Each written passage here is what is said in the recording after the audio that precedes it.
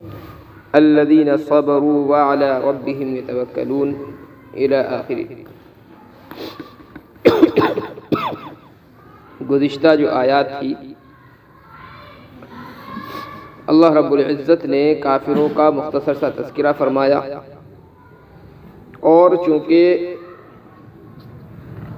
کافروں میں مخاطب جو ہیں زیادہ تر وہ مکہ المکرمہ کے کافر حضرات ہیں، جنہوں نے مسلمانوں پر بہت زیادہ ظلم و ستم کیے، اور ظلم و ستم کا ایک لازمی نتیجہ یہ تھا کہ اب مسلمان یا تو کفار و مشرکین کے ساتھ میں مقابلہ کرتے، یا پھر وہاں سے نکل کر کے کسی ایسے مقام کی طرف چلے جاتے جہاں پر سکون کے ساتھ اور اطمینان کے ساتھ اسلام پر عمل کر سکے۔ چونکہ حالات ابتدائی تھے، اس لیے مسلمانوں کی تعداد ابھی بہت زیادہ نہیں تھی کہ وہ مقابلے کی کیفیت میں ہو۔ حالانکہ صحابہ کرام رضی اللہ عنہم اجمعین نبی علیہ السلام سے اجازت بھی مانگا کرتے تھے کہ اللہ کے رسول آپ ہمیں اجازت دیں ان سے مقابلہ کرنے کی، اور ہم اتنا زیادہ ظلم برداشت نہ کر کے ان سے مقابلہ کریں۔ لیکن ابتدائی حالات میں یہ چونکہ مناسب نہیں تھا مسلمانوں کے لیے، اللہ تبارک و تعالیٰ کی حکمت تھی کہ مسلمانوں کو یہاں پر بالکل مجبور اور بے یار و مددگار رہ کر کے ہی اسلام کو پروان اللہ تبارک و تعالیٰ کو چڑھانا تھا، اس لیے ابتدا میں مسلمانوں کو مقابلے کی اجازت نہیں تھی۔ ہاں البتہ مسلمان جب بہت زیادہ پریشان ہوئے تو پھر اللہ تبارک و تعالیٰ کی جانب سے مسلمانوں کے لیے اس مقام کو چھوڑ کر کسی دوسری جگہ جانے کی اجازت دی گئی کہ مسلمان اگر چاہیں تو مکہ المکرمہ کو چھوڑ کر کسی اور مقام کی طرف چلے جائیں جہاں پر اطمینان و سکون کے ساتھ وہ دین اسلام پر عمل پیرا ہو سکے۔ نبی علیہ السلام پر ہجرت کا حکم نازل ہوا۔ آقا علیہ السلام نے صحابہ کرام کو اجازت دے دی کہ اگر کوئی مکہ المکرمہ سے جانا چاہے تو جا سکتا ہے۔ تو صحابہ کرام کی ایک مختصر سی جماعت تھی، وہ مکہ المکرمہ سے نکل کر کے حبشے کی طرف ہجرت کر کے گئے۔ حبشے میں جا کر کے وہ قیام پذیر ہوئے۔ مکہ المکرمہ کے کافروں کو جب یہ معلوم ہوا کہ مسلمانوں کی ایک جماعت ہجرت کر کے حبشہ چلی گئی ہے، یہ لوگ وہاں پر گئے اور حبشہ کے بادشاہ سے انہوں نے جا کر کے ملاقات کی اور بتایا کہ ہمارے کچھ غلام ہیں، بھگوڑے غلام ہیں جو تمہارے ملک میں آ گئے اور ہم ان کو واپس لینے آئے ہیں۔ بادشاہ چونکہ سمجھدار تھا، اس نے مسلمانوں کو بلا کر کے بات چیت کی۔ حضرت جعفر رضی اللہ تعالیٰ عنہ جو تھے وہ بڑے صلاحیت مند آدمی تھے اور بولنے کے اعتبار سے بھی بڑے فصیح و بلیغ تھے، اس لیے حضرت جعفر رضی اللہ تعالیٰ عنہ نے بادشاہ سے اس وقت بات چیت کی اور بادشاہ کو نبی علیہ السلام کا جو مشن تھا وہ سمجھایا۔ کہنے لگے بادشاہ کہ ہم بالکل جاہل قوم تھے، شراب کے رسیہ تھے، ایک دوسرے کو قتل کر دیا کرتے تھے، زناکاری ہمارے یہاں بالکل عام تھی، کہ اللہ تبارک و تعالیٰ نے ایک رسول کو ہمارے درمیان میں بھیجا جو نبوت کا دعویٰ کرتے ہیں اور جنہوں نے یہ ساری چیزیں ہم سے چھڑا دی۔ شراب کو انہوں نے حرام قرار دے دیا، زناکاری کو بالکل غلط قرار دے دیا، اور ہم جو ایک دوسرے پر بہتان لگاتے تھے، الزام تراشیاں کرتے تھے، الغرض جتنی برائیاں تھی نبی صلی اللہ علیہ وسلم تمام برائیوں سے ہم کو روکتے ہیں۔ بادشاہ نے جب یہ سنا کہ تعلیمات تو ان کی بہت اچھی ہے، تو بادشاہ نے مسلمانوں کو کافروں کے حوالے کرنے سے انکار کر دیا اور کہا کہ جب تک چاہو تم یہاں پر رہ سکتے۔ تو یہ ہجرت کے پہلی یہ ہجرت تھی۔ قرآن کریم کی اس آیت کے اندر ہجرت کا ہی حکم دیا گیا ہے، والذین ہاجروا فی اللہ من بعد ما ظلموا، اور وہ لوگ جنہوں نے ہجرت کی اللہ کی راہ میں من بعد ما ظلموا، اس کے بعد کہ ان پر ظلم کیا گیا، لنبوئنہم فی الدنیا حسنہ، ہم دنیا میں ان کو بہترین بدلہ عنایت فرمائیں گے، بہترین ٹھکانہ دیں گے، وَلَأَجْرُ الْآخِرَةِ أَكْبَرُ، اور آخرت کا اجر اس سے بھی کہیں بڑا ہے، لَوْ كَانُوا يَعْلَمُونَ، کاش یہ لوگ جان لیتے۔ ہجرت کے تعلق سے بڑی کثرت سے احادیث وارد ہوئی ہیں، اور ہجرت کا جو مقام ہے، ہجرت کا جو مرتبہ ہے وہ بہت ہی اعلیٰ درجے کا ہے۔ جو آدمی ہجرت کرتا ہے اور اپنا مقام چھوڑ کر کے، اپنا شہر، اپنا علاقہ چھوڑ کر کے دین کی خاطر کہیں اور جا کر کے بستا ہے، تو نبی علیہ السلام نے ارشاد فرمایا ہے کہ اس آدمی کے گزشتہ تمام گناہ معاف ہو جاتے ہیں۔ اور قرآن کریم میں دو طرح کے اجر کا وعدہ کیا گیا، لَنُبَوِّئَنَّهُمْ فِي الدُّنْيَا حَسَنَةً، کہ ہم دنیا میں بھی اس کو بہترین بدلہ عنایت فرماتے ہیں، بہترین ٹھکانہ اس کو دیتے ہیں، وَلَأَجْرُ الْآخِرَةِ أَكْبَرُ، اور آخرت کا اجر بھی بہت بڑا ہے۔ مطلب یہ کہ دنیا میں بھی اللہ تبارک و تعالی مختلف نعمتوں سے اس کو نوازتا ہے، اور آخرت میں اللہ تبارک و تعالی کیا اجر دے گا یہ تو اللہ کے علاوہ ظاہر ہے کوئی نہیں جانتا ہے۔ ہجرت کے لیے کچھ شرائط ہیں۔ ہجرت کا جو مقام ہے اور ہجرت کا جو مرتبہ ہے، ہجرت پر جو احادیث وارد ہوئی ہے فضیلت میں، وہ کب ہوگی؟ قرآن کریم کی جو آیت ہے اس سے پتہ چلتا ہے کہ چند شرطیں ہیں ہجرت کی، تب اللہ تبارک و تعالیٰ کے کیے گئے وعدے پورے ہوتے ہیں۔ پہلی جو شرط بیان کی قرآن کریم نے، فی اللہ، ہجرت کوئی آدمی کرے اللہ کے لیے کرے۔ مطلب یہ ہے کہ اپنے ملک سے یا اپنے شہر سے وہ جا رہا ہے دوسرے ملک یا دوسرے شہر میں، تو مقصود صرف اللہ کی رضا ہو، مقصود دین اسلام ہو، اس کے علاوہ کوئی چیز نہ ہو۔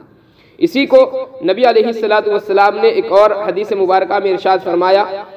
انما الاعمال بالنیات وانما لکل امرئ ما نوى، کہ اعمال جو ہے نیتوں کے اوپر ہوتے ہیں، یعنی اعمال کا بدلہ جو دیا جاتا ہے وہ نیتوں کے اعتبار سے دیا جاتا ہے۔ اس کے بعد فرمایا فمن كانت هجرته الى الله ورسوله فهجرته الى الله ورسوله، کہ جس آدمی کی ہجرت جو ہے وہ اللہ اور اس کے رسول کے لیے ہو تو اس کی ہجرت اللہ اور اس کے رسول کے لیے ہی ہے، یعنی اللہ تبارک و تعالی اس پر بدلہ اس کو عنایت فرماتا ہے۔ ومن كانت هجرته الى دنیا يصيبها،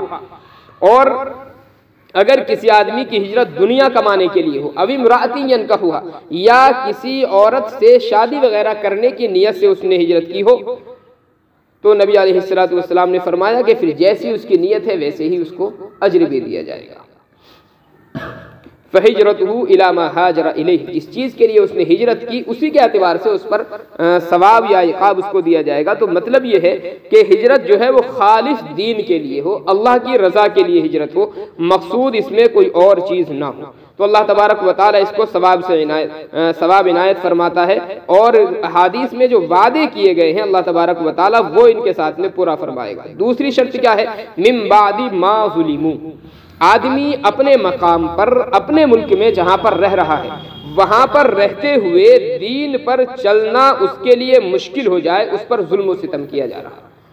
اگر کوئی آدمی رہ رہا ہے کسی بھی مقام میں اور اس کے لیے دین پر عمل کرنا کوئی مشکل نہیں ہے، دین پر عمل کرنے پر کوئی پابندی اس کے اوپر عائد نہیں ہے، تو اس کے لیے ہجرت کا وہ مقام حاصل نہیں ہوگا۔ ہجرت کرنے کی اجازت تو ہوگی کہ چاہے تو چلا جائے، لیکن ہجرت پر کیے گئے جو وعدے ہیں وہ اس آدمی کے لیے نہیں۔ مکہ المکرمہ کے جو اصحاب ہیں صحابہ کرام رضی اللہ عنہم اجمعین، جو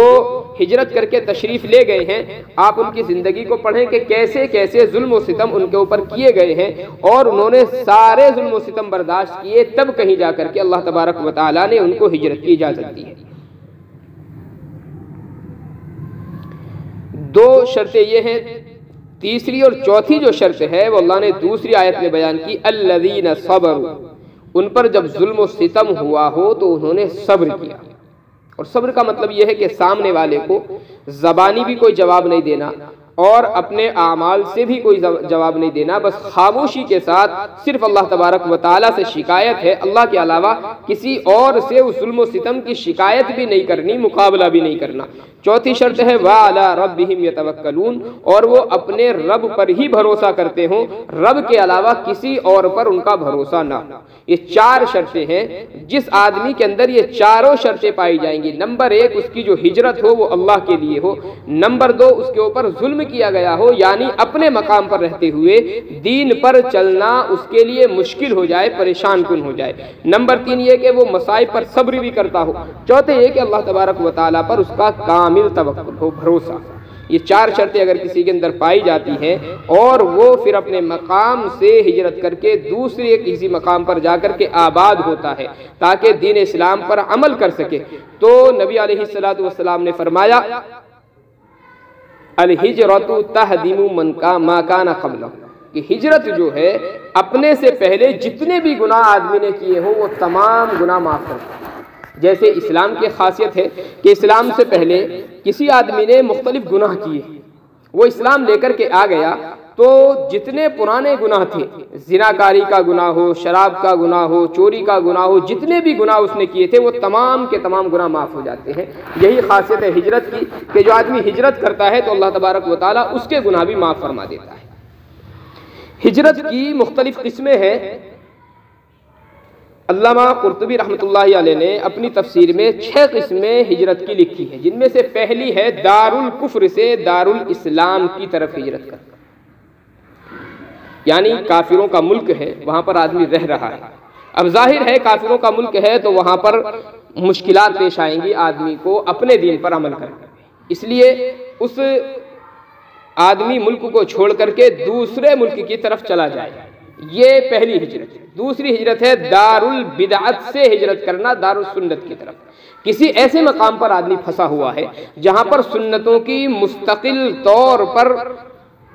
مخالفت ہوتی ہے، دین اسلام کے مخالف اعمال ہوتے ہیں، اور سنتوں کو پس پشت ڈال کر کے مستقل پورا جو طبقہ ہے اس کے آس پاس کے رہنے والے جو حضرات ہیں وہ بدعات کے اندر مبتلا ہیں، اور وہ کسی بھی صورت میں سنت پر عمل وہاں پر نہیں کر پا رہا ہے، تو اس کے لیے حکم یہ ہے کہ اس مقام کو چھوڑ کر کسی ایسی جگہ پر وہ چلا جائے جہاں پر آسانی کے ساتھ سنتوں پر عمل کر سکتا۔ یہ ہے دار البدعت سے۔ اس میں کوئی ضروری نہیں ہے کہ آپ شہر چھوڑ کر کے جائیں یا ملک چھوڑ کر کے جائیں، کسی محلے میں آپ ایسا پھنس گئے کہ تمام چاروں طرف بدعتی حضرات ہیں اور بدعت کی وجہ سے سنتوں پر عمل آپ کا نہیں ہو پا رہا ہے، تو آپ اس محلے کو چھوڑ کر کے دوسرے محلے میں جا کر کے آباد ہوں گے، تب بھی آپ مہاجر کہلائیں گے اور انشاءاللہ اس اجر کے مستحق ہیں۔ ایک ہے کسی ایسے مقام پر آپ رہ رہے ہوں جہاں پر حرام خوری بالکل عام ہے، اور آپ ان کے درمیان میں رہتے ہوئے حرام کاموں سے بچ نہ پا رہے ہوں، اپنے معاشرے کی وجہ سے حرام کاموں میں ملوث ہونے کا آپ کو بھی خطرہ، تو اب بھی حکم یہ ہے کہ آپ ایسے مقام کو چھوڑ کر کسی ایسی جگہ پر چلے جائیں جہاں پر لوگ دین اسلام پر عمل کرنے والے ہوں، حرام کے اندر مبتلا نہ۔ ایک ہجرت ہوتی ہے جسمانی تکالیف سے بچنے کے لیے ہجرت کر جانا، کہیں پر آپ رہ رہے ہیں اور وہاں پر مصیبتوں کا مسئلہ ہے آپ کے سامنے، بڑی تکالیف آپ کے سامنے آ رہی ہے، تو ایسی جگہ پر بھی چھوڑ کر کے جانے کا حکم ہے۔ جیسے حضرت ابراہیم علیہ السلام ہے، حضرت موسیٰ علیہ السلام ہے، ان دونوں حضرات نے ہجرت فرمائی ہے۔ حضرت ابراہیم علیہ السلام نے بھی ملک شام کی طرف اپنا ملک چھوڑ کر کے ہجرت کی تھی، حضرت موسیٰ علیہ السلام نے بھی حضرت شعیب علیہ السلام کے ملک کی طرف ہجرت کی ہے، اور دونوں کے جو واقعات ہیں ان کو پڑھنے سے پتہ لگتا ہے کہ حضرت ابراہیم علیہ السلام بھی اور حضرت موسیٰ بھی اپنی قوم کی مصیبتوں سے اصل پریشان تھے۔ حضرت ابراہیم علیہ السلام کی قوم تھی، بڑا پریشان کرتی تھی حضرت ابراہیم علیہ السلام کو، کہتی تھی کہ اگر بتوں کی پوجا نہیں کرو گے ہم تمہیں ماریں گے، تمہیں گالیاں دیں گے، تمہیں ستائیں گے۔ حضرت ابراہیم علیہ السلام نے کہا اچھا چلیے میں تمہارا ملک چھوڑ کر کے جا رہا ہوں۔ حضرت ابراہیم علیہ السلام نے ہجرت کر لی۔ حضرت موسیٰ علیہ السلام کے واقعے میں قرآن کریم میں صراحت ہے کہ حضرت موسیٰ علیہ السلام کے پیچھے فرعون کی جو قوم تھی وہ پڑی ہوئی تھی، اور حضرت موسیٰ علیہ السلام سے ایک لغزش کہہ لے، وہ کسی کو سمجھانے کے لیے گئے تھے، اور جیسے آدمی اچانک کرنا کچھ اور چاہتا ہے ہو جاتا کچھ اور ہے، وہ ایسا معاملہ ایک حضرت موسیٰ علیہ السلام کے ساتھ میں پیش آیا۔ ایک فرعونی کا اور حضرت موسیٰ علیہ السلام کی جو قوم تھی بنی اسرائیل، اس کا ایک شخص تھا، ان دونوں میں بحث و مباحثہ ہو رہا تھا، کسی بات پر گفتگو چل رہی تھی، بحث زیادہ آگے بڑھی تو بنی اسرائیل کا جو شخص تھا اس نے حضرت موسیٰ کو دیکھا تو آواز لگا لی مدد کے لیے۔ حضرت موسیٰ علیہ السلام آئے اور فرعون کی قوم کا جو بندہ تھا اس کو ایک چپت رسید کر دیا یا ایک مکہ مار دیا۔ اب ظاہر ہے آدمی عام طور پر ایسے میں کوئی ایسا نہیں کہ جان لیوا حملہ یہ ہوتا ہے، لیکن اتفاق کی بات ہے اس آدمی کا انتقال ہو گیا فوراً۔ اب یہ خبر پہنچ گئی فرعون کے دربار میں کہ موسیٰ نے فلاں فلاں آدمی کو قتل کر دیا ہے۔ وہاں سے فرعون نے اپنے آدمیوں کو بھیج دیا موسیٰ علیہ السلام کو پکڑنے کے لیے۔ اب ظاہر ہے موسیٰ علیہ السلام پکڑے جاتے ہیں تو یقیناً تکلیف پہنچے گی اور جسمانی تکالیف پہنچے گی۔ فرعون کے دربار میں حضرت موسیٰ کا کوئی ماننے والا بندہ تھا، وہ دوڑ کر کے آیا اور شارٹ کٹ راستے سے آ کر کے اس نے بتا دیا موسیٰ علیہ السلام سے کہ ایسے ایسے معاملہ ہے اور تم ان کے آنے سے پہلے یہاں سے نکل جاؤ۔ تو حضرت موسیٰ علیہ السلام نے اس وقت اپنا ملک چھوڑ کر کے حضرت شعیب علیہ السلام کے ملک میں آپ تشریف لے گئے۔ تو ایک ہجرت یہ ہے کہ جسمانی تکالیف کہیں پر پہنچنے کا خطرہ ہو تو وہاں سے آپ نکل کر کے دوسرے ملک جا سکتے ہیں، دوسرے شہر جا سکتے ہیں۔ ایک ہجرت یہ ہوتی ہے کہ کہیں پر وبائی امراض ہے، اس جگہ کو چھوڑ کر کے دوسری طرف جانے کی اجازت ہے۔ وبائی امراض ایک تو یہ ہے کہ جس شہر میں ہم رہ رہے ہیں یا جس ملک میں ہم رہ رہے ہیں اسی ملک میں وبائی مرض پھیل گیا، اب احادیث میں صراحت ہے کہ یہاں سے جانے کی آپ کو اجازت نہیں ہے۔ ہاں، کسی ملک میں آپ جانا چاہ رہے تھے اور آپ کو معلوم ہو گیا، کسی شہر میں آپ جانا چاہ رہے تھے، معلوم ہو گیا کہ فلاں جگہ پر وبائی مرض کچھ پھیلا ہوا ہے، تو وہاں سے آپ ہٹ کر کے کہیں اور چلے جائیں یا اپنے ملک واپس آ جائیں، اس کی اجازت ہے۔ جیسے ہمارے سامنے کورونا کا مسئلہ بھی آیا تھا، تو احادیث میں اس میں جو صراحت ملتی ہے وہ یہ ہے کہ کوئی آدمی اگر ایسے شہر کے اندر پھنسا ہوا ہے جس شہر کے اندر وبائی مرض پھیلا ہوا ہے تو اس آدمی کو وہ شہر چھوڑ کر جانے کی اجازت نہیں ہے۔ ہاں، اگر آپ اس شہر کے اندر موجود نہیں ہیں جس شہر میں وبائی مرض ہے تو پھر اس شہر کے اندر داخل ہونے کی بھی اجازت نہیں ہے۔ حضرت عمر رضی اللہ تعالی عنہ کے دور خلافت میں یہ مسائل پیش آئے ہیں۔ حضرت عمر رضی اللہ تعالیٰ عنہ ایک مرتبہ تشریف لے جا رہے تھے، ملک شام میں طاعون پھیلا ہوا تھا۔ اب حضرت عمر رضی اللہ تعالیٰ عنہ کو وہاں پر تشریف لے جانا ہے اپنی فوج کے درمیان میں۔ صحابہ کرام سے مشورہ کیا کہ کیا کریں، فیصلہ نہیں کر پا رہے تھے صحابہ کرام کہ آخر اس میں کرنا کیا چاہیے۔ آیا حضرت عمر کو واپس مکہ المکرمہ یا مدینہ منورہ چلے جانا چاہیے یا ملک شام میں داخل ہو جانا چاہیے؟ حضرت ابو ذر غفاری رضی اللہ تعالیٰ عنہ آئے اور انہوں نے کہا کہ امیر المؤمنین آپ کو واپس جانا چاہیے، آپ کو ملک میں داخل ہونے کی اجازت نہیں۔ پھر حضرت ابو ذر غفاری نے حدیث سنائی کہ میں نے آقا علیہ الصلوۃ والسلام کو فرماتے ہوئے سنا ہے کہ اگر کسی جگہ پر طاعون کی بیماری پھیلی ہوئی ہو تو کسی آدمی کو وہاں سے نکلنے کی اجازت نہیں ہے، اور اگر کوئی باہر کا آدمی وہاں پر آ رہا ہے تو اس کو داخل ہونے کی بھی اجازت نہیں ہے۔ اس کی جو حکمت ہے وہ یہ ہے کہ جب وبائی مرض ہوتا ہے کسی بھی علاقے میں تو عام طور پر علاقے کے بہت سارے افراد اس سے متاثر ہوتے ہیں۔ اب یہ بندہ یہاں سے نکل کر کے جا رہا ہے، فرض کریں ہمارے شہر ہے، اس میں کوئی وبائی مرض پھیل گیا ہے۔ اب اگر یہاں سے کوئی بندہ بچ کر کے جانا چاہتا ہے کہ چلو میں یہاں سے بھاگ نکلوں تاکہ میں اس سے بچ جاؤں، ممکن ہے اس کے اندر اس مرض کے جراثیم ہو گئے۔ اب ظاہر ہے اس مرض کے اگر جراثیم اس بندے کے اندر پیدا ہوئے ہیں، یہ دوسرے شہر میں جائے گا تو یہ جراثیم دوسروں تک پہنچ سکتے ہیں، اس لیے اس کے اندر پہلے سے جراثیم ہے، اس کا مرنا تو یقینی ہو گیا۔ اب یہ دوسروں کی ہلاکت کا سبب اور بنے گا، اس لیے نبی علیہ الصلوۃ والسلام نے منع فرمایا ہے۔ اور دوسرا یہ کہ باہر سے آنے والا ظاہر بات ہے وہ خود اپنی جان جوخم میں کیوں ڈال رہا ہے آ کر کے جب وبائی مرض پھیلا ہوا ہے، تو نبی علیہ الصلوۃ والسلام نے اس سے بھی منع فرمایا۔ بہرحال مرض وغیرہ سے بچنے کے لیے آدمی پہلے سے شہر چھوڑ سکتا ہے، اس کی بھی اجازت ہے۔ ایک ہوتا ہے مال کی حفاظت کے لیے، آدمی کہیں پر موجود ہے، ڈاکوؤں کا خطرہ ہے، چوروں کا خطرہ ہے اور مستقل مال کا ایک مسئلہ بنا ہوا ہے، تو آدمی اس کے لیے بھی شہر کو چھوڑ کر کے یا ملک کو چھوڑ کر کے کہیں اور بسر اختیار کر سکتا ہے، بسیرا اپنا، اس کی بھی اجازت ہے۔ تو ہجرت کی یہ کل 6 قسمیں ہیں جو علامہ قرطبی رحمۃ اللہ علیہ نے بیان کی ہے۔ والذین ہاجروا فی اللہ من بعد ما ظلموا، اور وہ لوگ جنہوں نے ہجرت کی اللہ کے راستے میں بعد اس کے کہ ان پر ظلم کیا گیا، لنبوئنہم فی الدنیا حسنہ، ہم دنیا میں بہترین ٹھکانہ دیں گے۔ بہترین ٹھکانے کا مطلب یہ ہے کہ دشمن کے مقابلے میں ان کو پڑوسی دوست ہوں گے، غمخوار ہوں گے جو ان کی مدد کے لیے تیار رہیں گے۔ ولا اجر الآخرۃ اکبر، اور آخرت کا اجر یہ بہترین ہے۔ حضرت عمر رضی اللہ تعالیٰ عنہ جب امیر المؤمنین تھے، کہیں سے آپ کے پاس میں مال و دولت آتا تھا تو باضابطہ مہاجرین جو تھے ان کو بلایا کرتے تھے جو ہجرت کر کے آئے تھے، اور ان کو مال دیا کرتے تھے اور فرماتے تھے کہ دیکھو عمر تمہارے اوپر کوئی احسان نہیں کر رہا ہے، یہ اللہ کا وعدہ ہے، لنبوئنہم فی الدنیا حسنہ، کہ ہم ان کو دنیا میں بہترین بدلہ دیں گے۔ تو یہ تو اللہ کا وعدہ ہے اور یہ وہی وعدہ تم تک پہنچ رہا ہے جو اللہ نے تم سے کیا ہے۔ ہاں، آخرت کا جو وعدہ ہے وہ اللہ آخرت میں تم کو عنایت فرمائے گا۔ لو کانوا یعلمون، کاش یہ لوگ جان لیتے، یعنی یا تو مہاجرین جان لیتے تو اور زیادہ صبر کرتے مصیبتوں پر، اور زیادہ اللہ پر توکل کرتے، یا اگر کافر لوگ اس بات کو جان لیتے کہ اللہ نے مہاجرین سے کیسے وعدے فرمائے ہیں تو پھر یہ لوگ ان لوگوں کو ہجرت کرنے پر مجبور نہ کرتے۔ الذین صبروا جنہوں نے صبر کیا وعلی ربہم یتوکلون اور اپنے رب پر توکل کرتے ہیں۔ تو اس کے جو مخاطب ہیں اولین آیت کے، اصل تو یہ ہے کہ مکہ المکرمہ سے حبشے کی طرف جن حضرات نے ہجرت فرمائی ہے وہ لوگ ہیں، اور اس کے ضمن میں پھر دوسری جو ہجرت کی ہے مدینہ منورہ سے، مکہ المکرمہ سے مدینہ منورہ کی طرف یا حبشے سے مدینہ منورہ کی طرف، وہ حضرات بھی اس کے اندر داخل ہیں۔ لیکن اکثر مفسرین نے کہتے ہیں کہ آیت چونکہ عام ہے، نازل اگرچہ صحابہ کرام کے بارے میں ہوئی ہے لیکن آیت عام ہے، یعنی اللہ کا جو وعدہ ہے اس آیت کے اندر یہ ہر اس آدمی کے لیے ہے جو بھی دین کی خاطر ہجرت کرتا ہے۔ نبی علیہ السلام کے عہد میں 2 مرتبہ ہجرتیں ہوئی ہیں، ایک مرتبہ حبشے کی طرف، پھر حبشے سے کچھ آدمی واپس آ گئے تھے مکہ المکرمہ،